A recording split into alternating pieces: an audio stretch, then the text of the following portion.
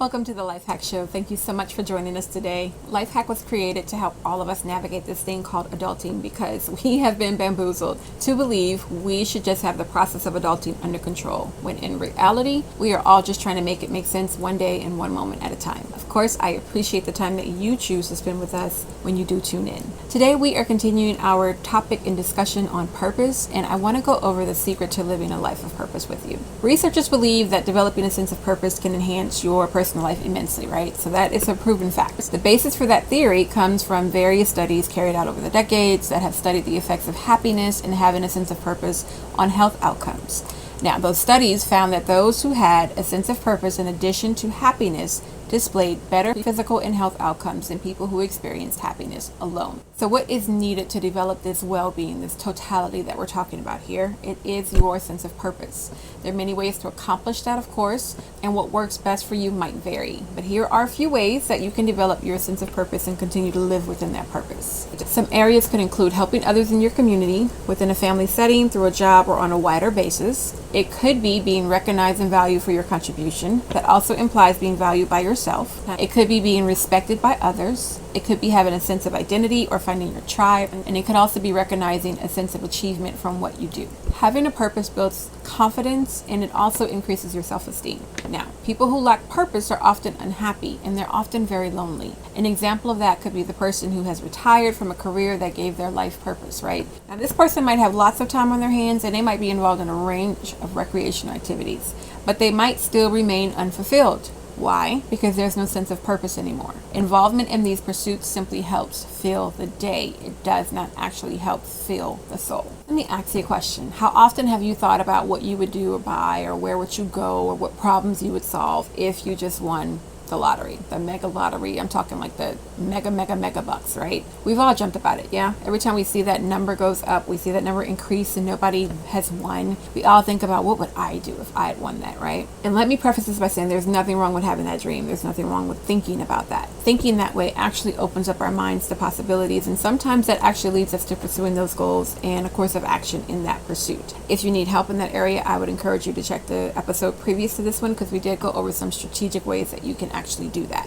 without having to win the lottery. When we hear about people who have won the lottery, who have had that stroke of luck, they often discover that their lives are not necessarily enhanced in any kind of meaningful ways by winning that large sum of money. Sometimes their life is worse because of it. We've all seen the headlines, right? Where people have told about their families who've been broken up after winning money, or people have quit their jobs and gone on shopping sprees and drinking binges and drug runs and just participating in all manners of things that do not have a high vibration.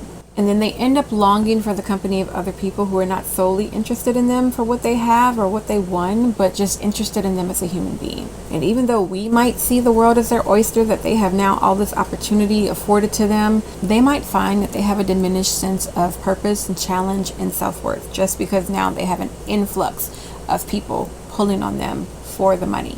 There is some truth in the saying that if you work hard for something, that you're going to appreciate a little bit more. Sometimes the achievement itself is not the most rewarding aspect, but the process involved in the acquisition of the thing is what is the most rewarding. What provides somebody with a sense of purpose is going to vary from person to person, of course. But for some, it may simply be taking care of another person close to them. It might be being able to provide financially. Others might choose to travel. They might choose to get involved in regular exercise or regular activities outside of the home. They might enjoy learning something new. The options are limitless. I need you to believe that. Your options are limitless. Whichever option you choose, your commitment to that option is going to also benefit you by keeping your mind active and keeping your purpose high. When you do any one of those activities, the chances are that you're going to also be more optimistic and hopeful as a person, just naturally speaking. Having something important to aim for encourages all of us to be less likely to give up things when things go wrong, and to look for any learning opportunity instead, to reframe how we're thinking about the thing. Having a sense of purpose tends to make all of us more involved in taking care of ourselves. It makes us pay attention to our health. It gives us involvement with other people. It means that we're less lonely and that we also have other people around for support. We have people who notice when we're out of sorts. We have people who care when we're out of sorts. Having that sense of purpose radiates in a very high vibration, because you are literally attracting that which you are sending out. Again, if you have not sat down and done the exercises from the previous 2 episodes, I would highly encourage you to go back and do that, or to either re-listen to them or to actually complete the exercise, because finding your purpose, finding what your true desires are, and documenting those things is one way that you can challenge your brain and your mind to focus all of your action and intention on those things. If you have not documented that, then you really don't know what you're aiming for. You don't know what you're shooting for. Therefore, your purpose is skewed. If you need help in this area, of course, I'm going to encourage you to go to therapy. I'm going to encourage you to go to counseling if there's some things, some blockages that you need to work on. If you need help in trying to craft your purpose statement, I would encourage you to look for a coach. There are a lot of them out there, including myself, but you don't have to use me as a coach. But we also have an academy, and that takes a deeper dive into topics such as these. I'm going to encourage you to check that out. I'm going to say it every time that we have a chance to meet with each other. The link is in the show notes. Why am I telling you to check it out? Because if you are struggling in this area, you are struggling in your goals, you are struggling in where you want to be, you don't like your life, you don't like what you're doing, you don't like your circumstances, or you don't like your environment, you need to be in the academy. Because the academy goes into all of that. It goes into strategic methods, strategic practices that you can do right now that will change, that will have an immediate impact on your life. No, it's not free. It's the same price as a fancy coffee per month.